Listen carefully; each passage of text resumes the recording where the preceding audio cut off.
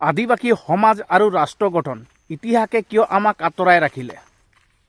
ৰাষ্ট্ৰ গঠন মানে কি? ৰাষ্ট্ৰ আছিল নে আদিবাসী সমাজ আগতে আছিল?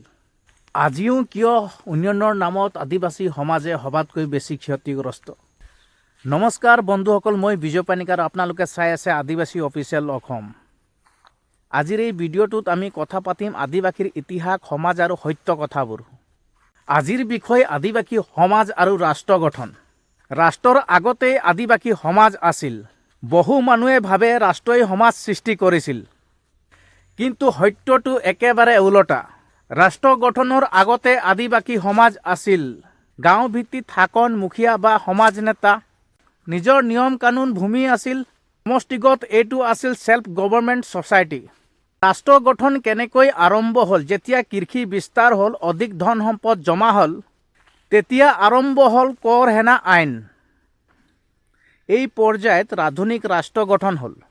কিন্তু এই ব্যৱস্থাত আদিবাসী সমাজে খাপ নাখালে। ৰাষ্ট্ৰ বনাম আদিবাসী সমাজ। ৰাষ্ট্ৰই কয় এই ভূমি চৰকাৰৰ, আদিবাসী কয় এই ভূমি মোৰ পুৰুষৰ তেজ আছে। সমষ্টিগত ভূমি বনাম ব্যক্তিগত মালিকানা, ইয়াতে আৰম্ভ হ'ল দ্বন্দ্ব।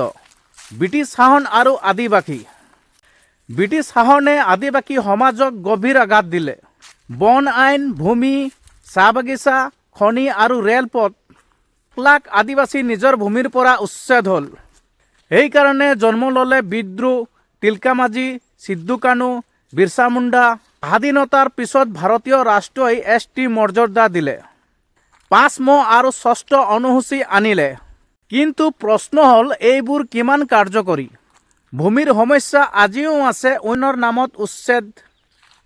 সিদ্ধান্তত আদিবাসীৰ অংশগ্ৰহণ কম। ৰাষ্ট্ৰ গঠন মানে যদি উন্নয়ন হয়, তেন্তে আদিবাসী সমাজ কিয় পিছ পৰি আছে? এইটো উন্নয়ন নে নতুন ধৰণৰ শাসন? সমাধান একেটা, আদিবাসীক বাদ দি নহয়, আদিবাসীৰ সৈতে মিলি ৰাষ্ট্ৰ গঠন। গাঁও সভা শক্তিশালী, বন অধিকাৰ, সমান সিদ্ধান্ত, অংশগ্ৰহণ। আপুনি কি ভাবে? ৰাষ্ট্ৰই আদিবাসীক শাসন কৰিব নে আদিবাসীৰ সৈতে মিলি আগবাঢ়িব? কমেণ্টত আপোনাৰ মতামত দিয়ক আৰু ভিডিঅ'টো লাইক আৰু শ্বেয়াৰ কৰিবলৈ নাপাহৰিব, কাৰণ বহু কষ্টৰে ভিডিঅ'বিলাক বনাব লগা হয় আৰু আপোনালোকে যাতে সহায় সহযোগ কৰে তাৰ কাৰণে আপোনালোকক অনুৰোধ জনাইছোঁ। আজিৰ ভিডিঅ'টো ইয়াতে সমাপ্ত কৰিছোঁ। ধন্যবাদ।